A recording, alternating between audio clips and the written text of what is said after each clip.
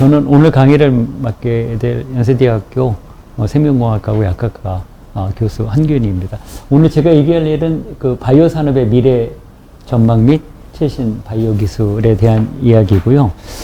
원래 이제 두 개의 챕터로 구성이 되어 있는데 좀 너무 시간이 많이 걸릴 것 같아서 간단하게 중요한 내용들 위주로 얘기하도록 그렇게 하겠습니다. 오늘 얘기 중에서 중요한 파트는 이제 키워드가 있죠. 그러니까 강의를 들으실 때 키워드를 잘 기억을 하고 계시면은 강의가 참 팔로우업이 잘 됩니다. 그래서 오늘 키워드는 뭐냐면 과학기술, 그 다음에 두 번째가 바이오, 그리고 인천에 대한 얘기, 그리고 맨 마지막에 전망에 관한 얘기를 하고 오늘 강의를 마치도록 하겠습니다. 자, 그러면 과학기술 관점에서 본 인천 바이오 산업에 대한 얘기를 할 거고요. 이쪽의 키워드는 이제 일단은 미래 의료, 그 다음에 이제 빨간색으로 표시된 부분이 유전체 기술이 바꾸는 미래 의료.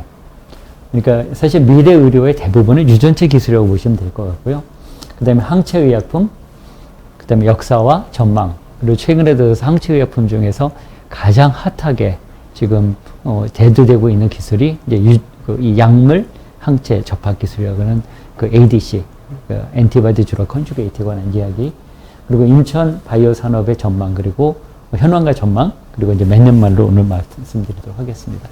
이 TV 시리즈를 보셨으면은 조금 나이를 좀 의심해 봐야 되고요.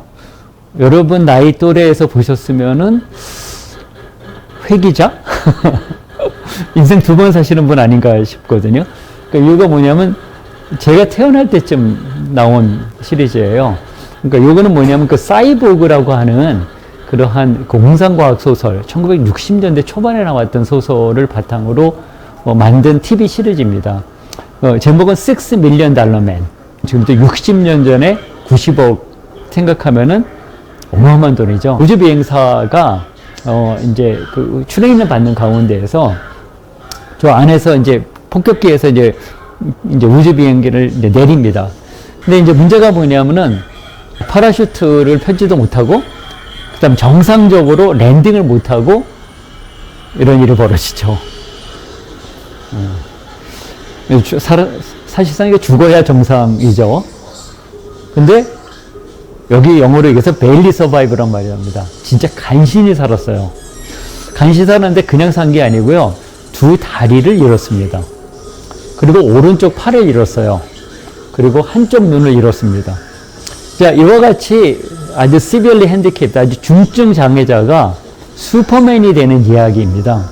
이게 보시는 거 마찬가지로 인공 다리를 통해 가지고 뛰죠. 자, 앞에서 나오는 속도를 보십시오. 막 잘 뛰잖아요. 자, 얼마 정도 뛰었냐면은, 그러면 한 100km 정도 됩니다. 그러니까 1960년대 100km 뛰는 차는 꽤 빠른 차였어요. 자, 이와 같이 예를 들자면 그 당시에 유명했던 예를 들면 포드 머스탱을 따라잡을 수 있는, 그 다음에 매의 눈으로 통해 가지고 이 멀리 보는 그러한 이제 슈퍼맨의 모습이 됩니다. 자, 이와 같이 어떤 특정한 계기를 통해 가지고 슈퍼맨이 되는 컨셉은 요 다음부터 나왔던 굉장히 중요한 마블이나 혹은 DC 코믹스의 중요한 컨셉이 됩니다. 그 컨셉이 공상과학 소설에부터 시작되는데요.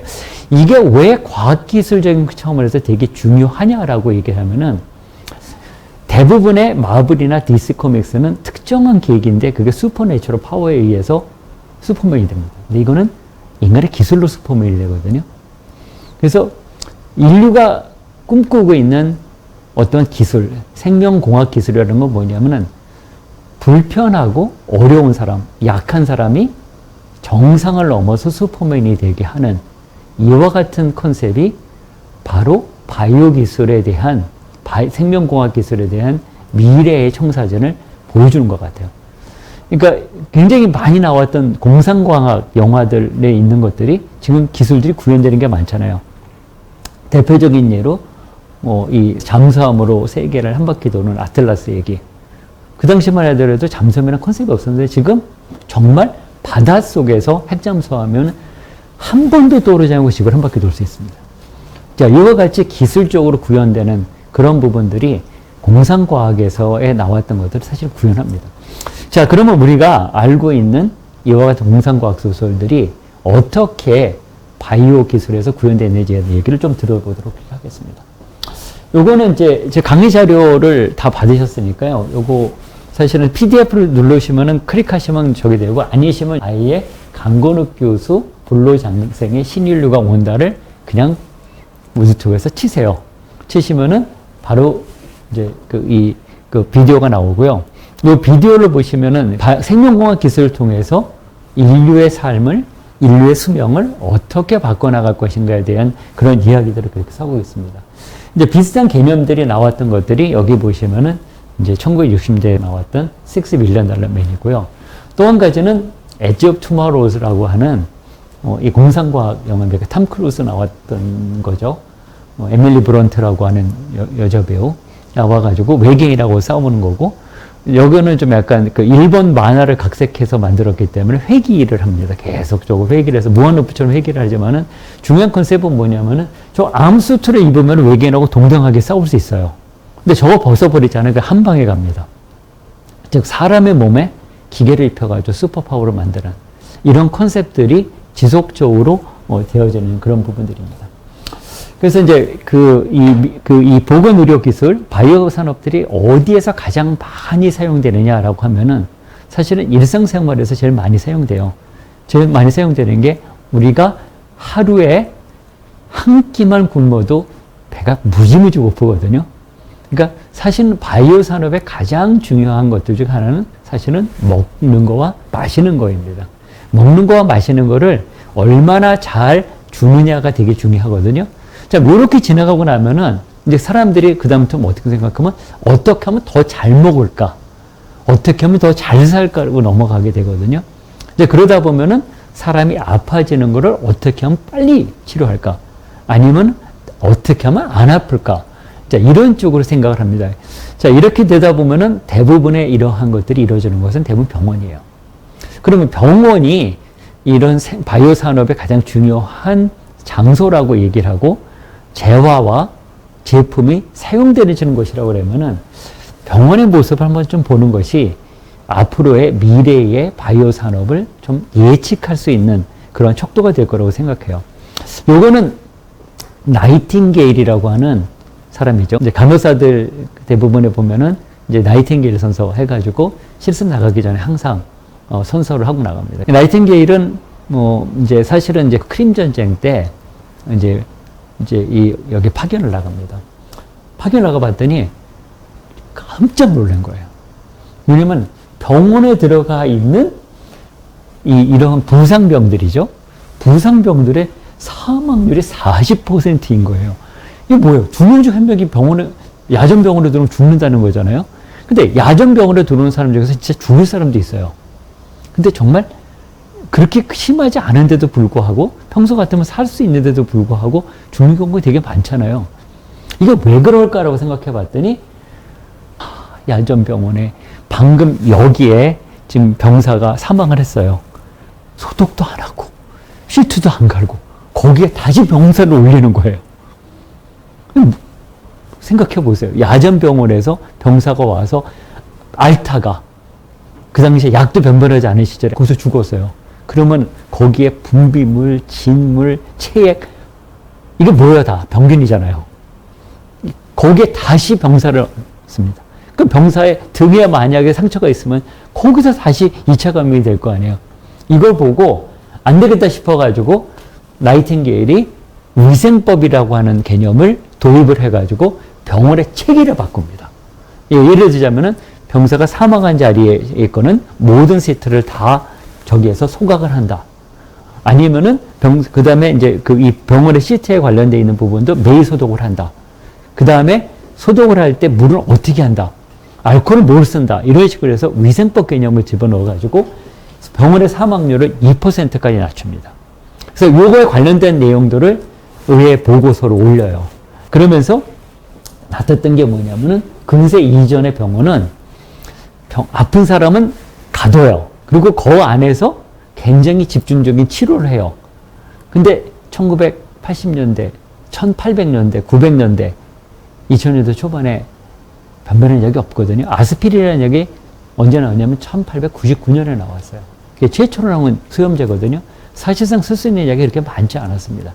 그러다 보니까 굉장히 의료의 질이 낮고 굉장히 불결해요.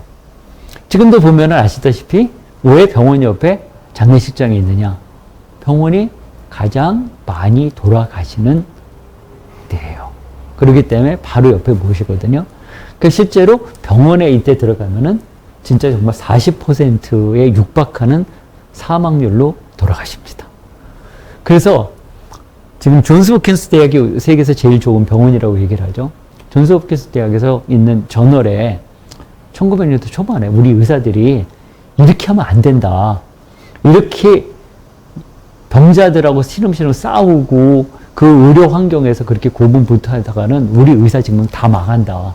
그러니까 어떻게 하면은 병원에서 새로운 기술을 개발해가지고 환자를 살릴지 더 위생적으로 활용할지 이렇게 해야 된다라고 하는 논문이 나올 정도로 1900년대까지는 이랬습니다. 근데 이후에 보시면은 이제 현대로 넘어가면 치료 중심이고요. 신기술을 적극적으로 하고 환자 중심이라는 말을 굉장히 많이 씁니다. 요거는 뭐냐면은 세브란스 병원에 있는 응급실 대기실입니다. 응급실이 아니고 응급실 대기실이에요. 여기 보시면은 응급실에 들어가기 위해서 필요한 사람들이 각각 의자에서 앉아가지고 수액도 맞고 기다리는 그런 상황들이죠. 처음에 딱 보고 난 다음에 진짜 깜짝 놀랐어요. 이 응급실이 아니고 어디 무슨 찜질방 온 것 같은 느낌이 들고요. 요건 혹시 뭔지 아세요? 이거 입자가속기입니다.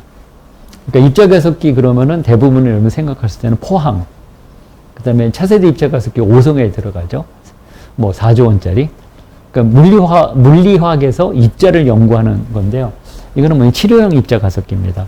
그러니까 중립자 가속기고요.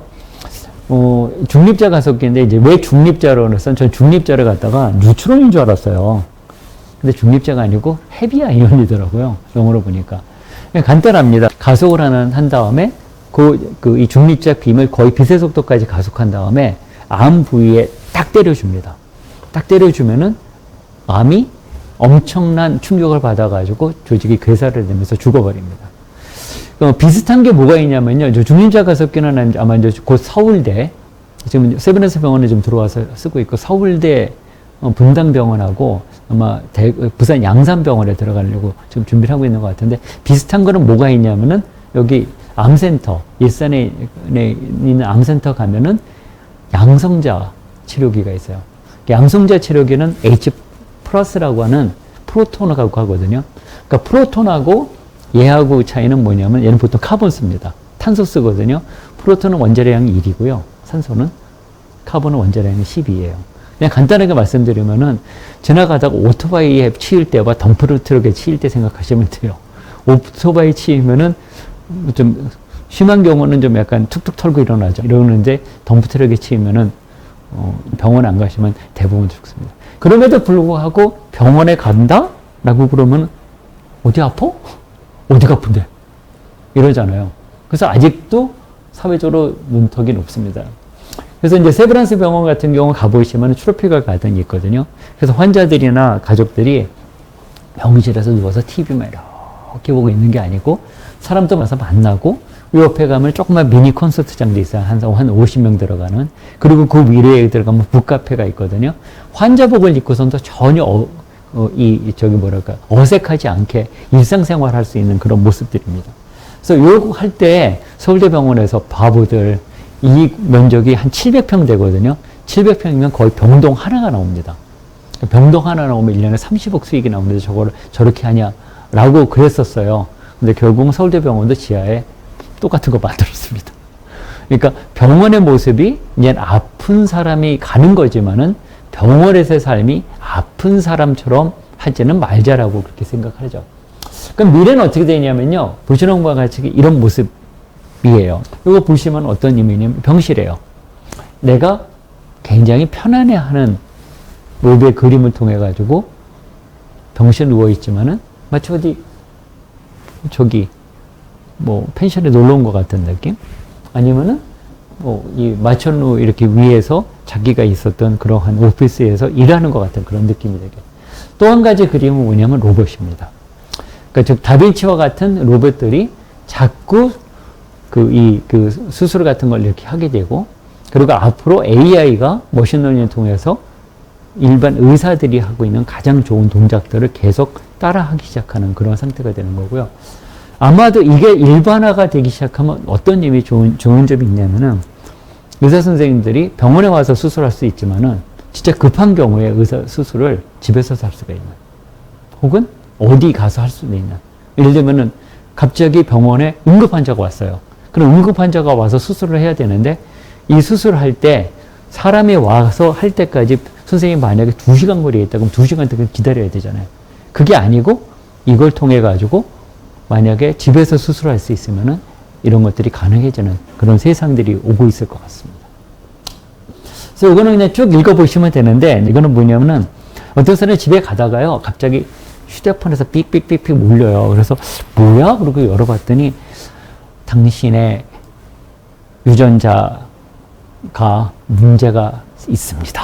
라고 문자가 옵니다. 그래서 그럴 가능성이 높으니까 빨리 약국에 가가지고 혈액 검사하고 소변 검사를 받으세요. 한국 얘기 아닙니다. 미국 얘기입니다. 미국에서는 이 약국에서 소변 검사, 혈액 검사 받을 수 있어요. 왜냐면 피도 다 뽑을 수 있거든요. 주사도 나올 수 있어요. 한국 못합니다. 의료법상. 근데 가서 검사를 해봤더니 이 사람이 갑자기 자기가 갖고 있었던 유전자, 나쁜 유전자가 턴온 된 거예요. 발현이 된 겁니다. 근데 그 유전자는 ALS라고 하는 유전자고요. ALS가 변이가 되어 있는 유전자는 우리나라 내가 컨트롤하지 못하고 자발적으로 뛰는 근육이 있어요. 이게 서서히 굳는 병입니다. 그래서 여기서부터 이렇게 굳어가요. 그래서 어떤 때는 이렇게 쭉 하다가 맨 마지막이 더 굳을 수 있죠. 근데 여기가 굳어버리면은 사실상 돌아가십니다. 왜냐면 호흡이 안 되니까요. 목이. 그 정도로 심각한 병이죠.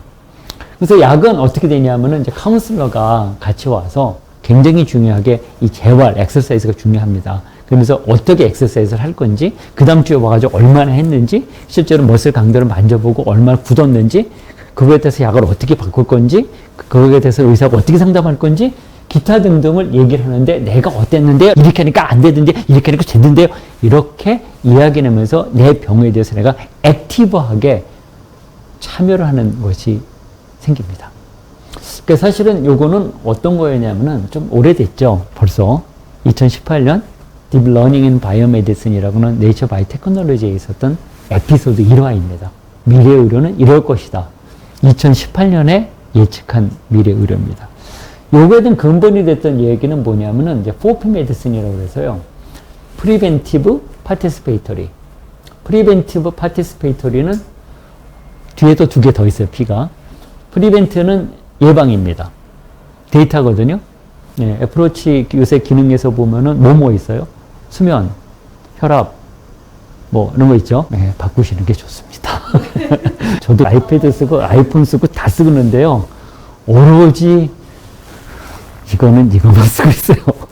갤럭시요. 그러니까 왜 그러냐면 운동이라든지 저기 할 때 워낙 좋아요. 그리고 또 한 가지는 뭐냐면요. 내 생체 데이터를 애플에 팔 수 없다. 혹시 해외여행 좋아하세요? 해외여행 가시면은 이제 보통 많이 틀어놓은 게 이제 구글 맵 딱 키죠. 딱 키자마자 바바바바 뭐가 추천 사이트가 써요. 그 뭐냐면 제가 예전에 검색했던, 예를 들면 내가 일본에 갈 때 온천에서 맛집 이렇게 막 검색을 하잖아요. 그럼 그렇게 되면 내가 거기 딱 내리자마자 근처에 있는 온천 맛집이 쫙 떠버립니다. 이게 뭐겠어요? 빅데이터 안에서 제가 갖고 있는 패턴이나 방향들을 예측하면서 가는 것들이거든요. 자, 그러면은 내 데이터가 쭉 들어가 있으면은요, 내 데이터의 바이탈이 어땠을 때 어떨 것이다 라고 하는 거는 예측이 가능해요. 데이터 기반으로 위험 요소를 감소시켜주는 것이 프리벤티브입니다. 파티스페이터는 아까 얘기했죠. 나도 의사는 아니지만 내 병에 대해서 내가 잘 알아. 이렇게 하면서 가는 것들이고요. 그 다음에 퍼스널라이즈 메디슨이라는 게 있고 프리딕티브 메디슨이라는 게 있어요. 퍼스널라이즈 메디슨은요, 사람마다 약이 다 다르기 때문에 사람한테 맞춰서 약을 주자 라고 하는 거고, 프리딕티브는 뭐냐면은 난 네가 60년 뒤에 어떻게 죽을지를 안다. 이거 영화 제목이 아닙니다. 예전에 있었던 난 네가 지난 여름에 뭐 했는지를 안다라고 하는 이 호러 무비 중에 하나 있어요. 잘 모르실 거예요. 저 때 유행했던 거예요. 한 30년 전에. 근데 비슷하게 난 네가 60년 뒤에 어떤 병에 걸릴지를 안다. 여러분 부모님 모습 보면 대충 알잖아요. 그럼 왜 그렇게 되겠어요? 부모님한테서 유전자를 받았기 때문이잖아요. 그러면 부모님의 모습은 내가 늙었을 때 모습하고 되게 유사할 거예요. 다만 그 기간을 짧게 하느냐 늘기르게 하느냐 라고 하는 거는 그 중간에 케어에 달려 있습니다. 이와 같이 유전자를 기반으로 해서 질병의 발생 확률을 예측하고 이를 통해서 질병을 예방하거나 질병이 환자에게 미칠 영향을 유의해서 줄여나가는 것이 되게 중요합니다. 그래서 미래 의료 기술에 있어서 뭐를 막자라고 하면 한 가지는 데이터. 또 한 가지는 여러분들의 유전자입니다. 데이터는 확률이고요. 유전자는 필연적으로 일어납니다. 근데 필연적으로 일어난다고 하더라도 필연적으로 일어나는 게 내가 살아있는 동안 안 일어나면 되는 거예요. 그럼 안 일어난 거거든요. 그게 케어입니다. 네. 자, 넘어가겠습니다. 이 둘을 합쳐서 프리시전 메디슨이라는 표현도 씁니다. 그래서 이 개념을 처음 얘기한 건 레노이 후드라는 분이고요. 이분 연구소의 홈페이지에 딱 가면 이거부터 떴습니다. 그래서 없어지기 전에 홈캡처를 했고요. Scientific Wellness Embodies FOP Medicine. 이 과학적인 웰리스, 과학적인 웰리빙은 FOP에 달려있다라고 얘기를 하면서 FOP가 뭐냐라고 그랬을 때 여기 보시면은요. 프리딕티브와 프리벤티브의 차이가 프리딕티브는 유전자고 프리벤티브는 무산. 오늘 비율 확률은 25%. 그럼 25%에 나 같으면은 맞고 말지. 오늘 비율 확률은 80%. 우선 안 가져가면은 둘 중에 하나예요. 맞습니다. 근데 그럼에도 불구하고 맞겠다라고 하시면 안 가져가도 됩니다. 근데 대부분의 비율 확률 80% 무상 갖고 가요. 25%안 가져갑니다. 이게 확률 게임인 거죠. 이 확률이라고 하는 거는 바로 여러분들이 갖고 있는 생활 습관들, 여러분들이 갖고 있는 예를 들자면 지금까지 썼던 약물들이 어떤 때는 들었고 어떤 때는 안 들었고 그 다음에 그랬을 경우 약을 어떻게 바꾸더니 했고 그랬을 때 내 몸 상태 이런 것들이 전부 다 합쳐서 얘기하는 것들입니다. 그리고 퍼스널라이즈는 지문이 나오죠. 파티시페이터는 여러 사람들이 나옵니다. 그래서 아까 얘기했던 개념들을 잘 설명해 주는 겁니다. 유전자가 중요하고 이 유전자는 내가 앞으로 어떤 사람이 될지 어떻게 될지를 안다라고 얘기를 할 수가 있잖아요. 그러면 유전자를 갖다가 아는 방법이 있냐? 있습니다. 여러분들의 몸에 있는 전체 유전자를 갖다가 다 시퀀싱이라고 그러죠. 불과 한 500만 원이면 돼요. 근데 문제는 뭐냐면 분석하는데 1억 원이 넘게 들어갑니다. 그러니까 점점 그게 AI 때문에 이제 떨어지겠죠. 그러다 보니까 내 유전자를 갖다가 일부 내용을 중요한 유전자를 이렇게 검사해 주는 것들이 있습니다. 이건 7년 전에 했습니다. 7년 전에 했는데 봤더니 내 앤세스터의 저기는 언젠가 어디가 돼 있냐 그랬더니 저는 대부분의 경우 이제 코리안이 제일 많겠죠. 근데 코리안을 빼고 합니다. 그러니까 한국을 제외한 나머지의 앤세스터의 저기가 어디 가냐. 저는 약간 북방 쪽 사람이더라고요. 그러니까 북방 쪽 사람이고 남방 쪽 일본계나 저 동남아시아는 15% 미만으로 섞여 있더라고요. 그래서 그런지 저는 채소보다는 고기를 좋아하더라고요. 그러면서 이렇게 쭉쭉 나와 있는데 저한테 위험한 거는 부정맥하고 위암이더라고요. 그래서 저는 위암 내시경 검사를 매년 합니다. 이게 프리딕티브가 되겠죠.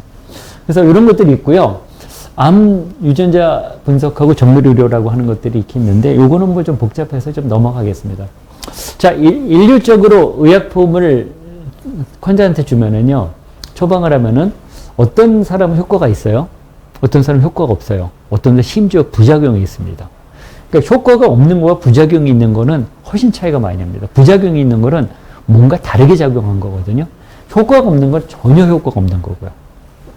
이거를 우리가 만약에 어떤 방법으로 알 수만 있다면은 이렇게 그룹핑을 할 수가 있겠죠. 그리고 효과가 있는 사람들한테는 약을 주고요. 효과가 없는 사람한테는 안 주면 돼요. 왜냐면 전혀 효과가 없기 때문에 그 약은 듬질 않거든요. 근데 부작용이 있는 사람은 다르게 나타나니까 다른 약을 주면 됩니다.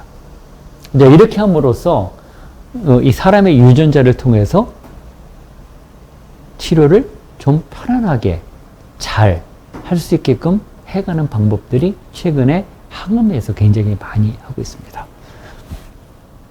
그래서 뭐 이제 유전자 그러면은 이제 유전자가 이상이 생기는 병을 우리가 유전병이라고 부르죠. 대표적인 예가 이제 정은혜 작가죠. 그래서 뭐 옛날에 뭐 우리들의 블루스인가 뭐 하여튼간 무슨 한지면 배우하고 그렇게 같이 나왔던 드라마 있었잖아요. 근데 거기서 보면은 정은혜 배우 작가가 언니로 나오고 한지민 배우가 동생으로 나왔는데 한지민 배우가 7살인가 6살 위입니다. 그러니까 얼굴로 봐서는 그렇죠. 그 이유는 뭐냐면은 이제 다운 증후군 때문에 이제 했던 거고요. 근데 이거는 이상한 변호사 우영우에서 자폐 얘기인 거죠. 그래서 자폐도 요새 보면 유전적인 성향이 굉장히 크다라고 얘기를 했었고요. 대표적으로 궁금하신 거 있으시면은 Five Feet Apart라고 하는 영화를 보시면은 이 기도가 원래 이렇게 이 점막이 이렇게 굉장히 두껍게 있어야 되는데 어떤 특정한 이유 때문에 점막이 굉장히 얇아져요. 대표적으로 점막이 얇아지는 경우가 갑자기 찬 기운을 쐬면은 점막이 얇아집니다. 그러면 이제 목이 컬컬해지면서 기침이 나면서 가래가 나오죠. 이게 뭐죠? 감기잖아요. 그러니까 이런 상황이 계속적으로 지속되어 있는 상태입니다. 그러다 보니까 그러니까 이 기도에 있는 이 벽이 튼튼하지가 않아서 세균감이 굉장히 민감해져요. 그래서 이 두 사람이 그 시스틱 파이브로시스 환자인데 두 사람이 연애를 해요. 근데 무조건 5feet apart, 5feet가 1.8m입니다. 1.8m를 떨어져 가지고 연애를 해요. 그 이유가 뭐냐면 내가 너를 사랑해 하라고 얘기하면은 침이 저기까지 가잖아요. 어디까지 가냐? 1.8m까지 날아간답니다. 그래서 코로나 때 사회적 거리두기 몇 미터 기억나세요? 코로나 때 사회적 거리두기 2m잖아요. 여기서 나온 말입니다. 2m가 되면은 말로 내 침이 비산에서 날아가는 거리가 2m만 되면은 더 이상 날아가지 않는다는 거거든요. 그러니까 이제 둘이 이렇게 얘기를 하다 보면은 코로 저 사람이 얘기한 침이 코로 이렇게 들어가면은 기도를 갖다 망가뜨리고 막 하는 뭐 이런 얘기들이 이렇게 쭉 있는 거죠. 그래서 우리 몸에 유전자 이상이 있다라고 그랬을 경우 어떻게 하느냐. 사실은 유전자를 교정하는 방법이 있습니다. 그 유전자를 교정하는 방법은 이제 엠마누엘 샤르펜티어 교수하고 그 다음에 제니퍼 다우드너 교수가 사실은 이렇게 발견을 해가지고 2020년도에 노벨상을 받았죠.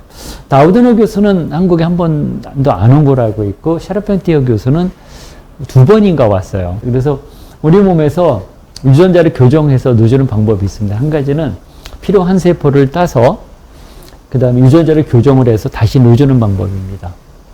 그 다음 두 번째 방법은 우리 몸에 유전자를 교정하는 물질을 넣어줘서 우리 몸에서 교정해주는 방법이라고 불러요. 이 두 가지 다 유전자 교정 방법이라고 얘기를 해서 이걸 두 개 다 유전자 치료제라고 부르는데요. 우리 말로 혹시 들어보셨을지 모르지만 세포 치료제라는 말이 들어보셨는데 세포 치료제가 요 방식이고 유전자 치료제가 요 방식입니다. 요거는 SMA라고 스파이널 머슬 어트로피라고 그래서 척추성 근위축증 환자를 돕기 위한 일종의 환호 콘서트입니다. 그 이유는 뭐냐면은 이거 치료제가 있어요. 그리고 어릴 때 받을수록 효과가 좋습니다. 그리고 한 번밖에 안 맞아도 됩니다. 딱 한 번만 맞으면 되거든요. 그러니까 사실 SMA 환자들이 저렇게 예쁘고 저기 하지만 전부 다 휠체어를 타고 다닙니다. 그 이유가 뭐냐면 허리 근육. 일어나실 때 어느 근육이 제일 많이 쓰이냐? 사실 허리입니다. 만약 허리 근육에 힘이 하나도 없으면 못 일어나세요. 몸을 일어나서 버틸 수가 없는 거거든요. 그러니까 다리 근육은 걷고 일어서는 거라지만 실제로 여러분들이 몸을 일으키실 때 허리에 힘을 못 쓰면 일어나지 못합니다. 그러니까 SMA 환자는 특별한 유전자가 없어서 허리 쪽에 있는 근육들이 위축되는 겁니다. 위축이라는 얘기에 힘을 못 쓰는 거죠. 근데 약이 있어요. 그리고 약을 개발했고요. 그런데도 불구하고 너무 비싸. 비싸요. 너무 비싸가지고 이 약을 한국에 있는 심사평가원에서 이거를 해주냐 마느냐라고 하는 디베이트가 걸렸습니다. 얼마나 비싼지 어마어마하게 비싸요. 근데 SMA 환자를 애기들이죠. 애기를 두고 있는 엄마들 입장에서 피를 말리는 거거든요. 이게 6개월, 1년이 다르답니다. 그래서 이거 해줘야 된다고. 도대체 얼마나 비싸느냐? 좀 비싸, 고민을 해볼 만 하죠? 네, 20억. 네. 졸겐스마라는 약물이고, 한 번 맞으면 되는데요. 이 보험이 적용이 돼서 600만 원까지 떨어져서 지금은 별 문제 없이 다 맞고 있습니다. 그래서 유전자 교정 방식이라고 하는 거가 왜 중요하냐. 사실은 내 몸에 유전자를 교정을 해? 우리가 배웠을 때 유전자 함부로 건드리고 그러면은 이상한 거 생기고 암 생기고 그럴 수 있잖아요. 그러니까 사실은 유전자를 교정한다라고 하는 거가 사실상 글쎄요. 이런 생각이 좀 들었었거든요. 근데 이걸 획기적으로 바뀌었던 게 언제냐면 코로나예요. 코로나 때 무슨 백신 맞으셨어요? 급하신 분들은 뭐 맞으셨냐면은 바이럴 벡터 맞으셨어요. 자, 여러분들 보시면은 바이럴 벡터형이 아데노 바이러스 쓰는 거고요. 이게 아스트라제네카 백신이고요. 그 다음에 mRNA 백신은 모더나 아니면은 파이저. 저는 파이저로만 2번 맞았거든요. 그러니까 모더나를 맞으신 분들은 어쩌면 지방에서 맞으셨을 가능성도 있어요. 네, 지방에서 그러면 지방은 왜? 그게 아니고 모더나 기술이 더 좋기 때문에요. 모더나는 백신을 마이너스 20도에서 보관해도 돼요. 근데 파이저는 기술이 좀 떨어져가지고 마이너스 78도씨에서 보관해야 됩니다. 그러니까 마이너스 78도씨에서 보관해서 얘를 갖다가 배송을 하려면은 모든 걸 전부 다 콜드체인 안에서 움직여야 되거든요. 그러니까 마이너스 78도씨에서 꺼내서 병원까지 보내가지고 거기서 얘를 갖다가 녹여가지고 주사하는 데까지 몇 시간 이렇게 되기 때문에 실제로 콜드체인이 완벽하지 않은 지방에는 모더나를 보냈어요. 모더나 마이너스 20도 냉동고에만 넣어도 되거든요. 그래서 그랬습니다. 그래서 이게 어쩌다 코로나라고 하는 것들이 여기 보시면은 바이러스 벡터형이 보시면은 여기 졸겐지마라고 하는 거가 AAV9이라고 하는 그러한 바이럴 벡터를 써서 만듭니다. 그래서 코로나가 그럼에도 불구하고 바이오 산업에 있어서 긍정적인 영향을 맺었던 이유 중에 몇 가지 중에 하나는 뭐냐면은 이와 같이 유전체 전달 기술과 유전체 교정이라는 거에 사람들의 배리어, 심적인 이 거부감이 굉장히 떨어졌다라고 하죠. 그래서 최근에 들어서도 여러분들 아시다시피 이 코로나 바이러스 백신이 되게 문제가 많다, 뭐 부작용이 많다, 막 이런 얘기 되게 많잖아요. 그거는 대부분의 경우 이 백신의 문제가 아니고요. 이 백신을 전달하는 이 지질들이 좀 문제가 좀 있었던 것 같습니다. 그래서 최근에 더 나은 지질을 위해서 만드는 연구들이 그렇게 쭉 진행되고 있습니다. 요게 이제 그 파트 1이거든요. 에이즈는 치료할 수 있다, 없다. 치료할 수 있다, 없다. 없다가 답이고요. 치료 가능하다가 답입니다. 두 개 다 답이 돼요. 왜 그러냐면요. 에이즈 약은 있죠. 근데 에이즈 약은 에이즈 환자한테 주는 게 아니고요. HIV 보건자한테 줍니다. 일단 에이즈가 나오면은 약이 없어요. 왜냐면 에이즈라고 하는 거는 병이고요. 이미 뭐냐면 병증이 나온 상태인 거고요. 에이즈가 나오기 전 상태에서는 보균자예요. 그러니까 보균자는 자 보세요. 코로나 때도 모든 사람 코로나 환자 감염자 모든 사람이 다른 사람한테 전염 안 시킵니다. 어떤 시기에 전염을 시켜요.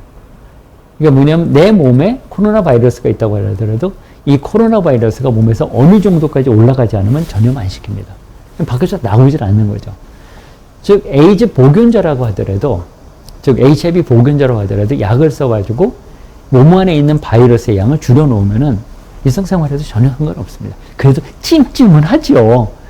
찜찜을 하니까 그런 사람하고 뭐 예를 들자면은 뭐 밥을 같이 먹는다, 뭐 악수를 한다, 뭐 이런 정도까지는 괜찮을 거예요.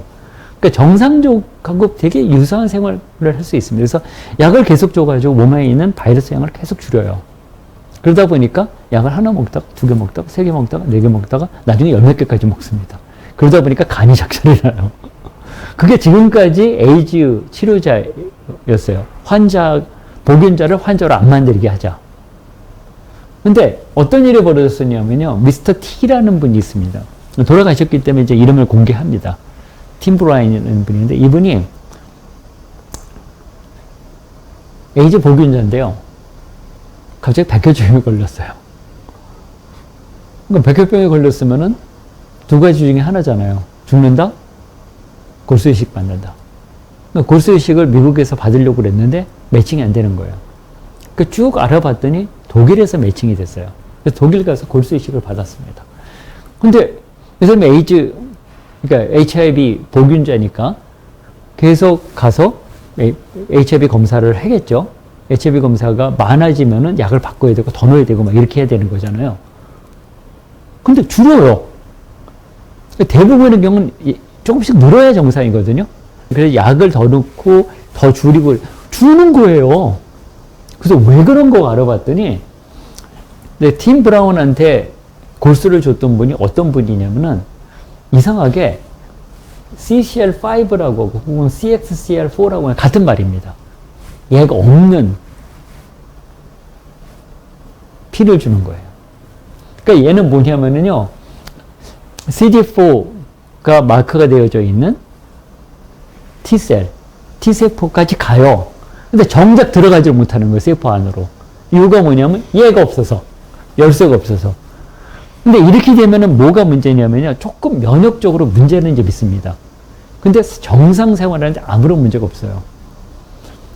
이런 케이스가 또 나온 거예요. 영국에서 자연적으로. 그러면 내 몸에서 세포에서 이거는 유전자 치료제하고는 다른 얘기지만 내 몸에서 HIV 복균자 환자의 피에서 T셀을 뽑아내요. 거기에 자연적으로 CCL4라고 하는 수용차를 날려버릴 수가 있습니다. 아까 얘기한 유전자 가위 방식으로. 그래서 몸에 다시 넣어줍니다. 그럼 이거하고 똑같은 방식으로 될 수가 있겠죠. 그러니까 치료가 불가능하죠. 근데 치료가 가능한 상태로 가고 있어요. 그래서 이런 얘기들이 있고요.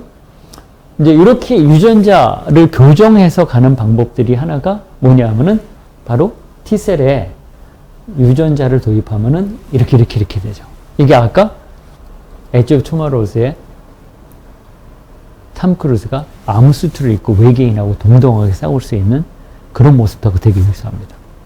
이제 이런 것들로 해서 나온 약물들이 킴야, 야스카다라고 하는 약물들이고요.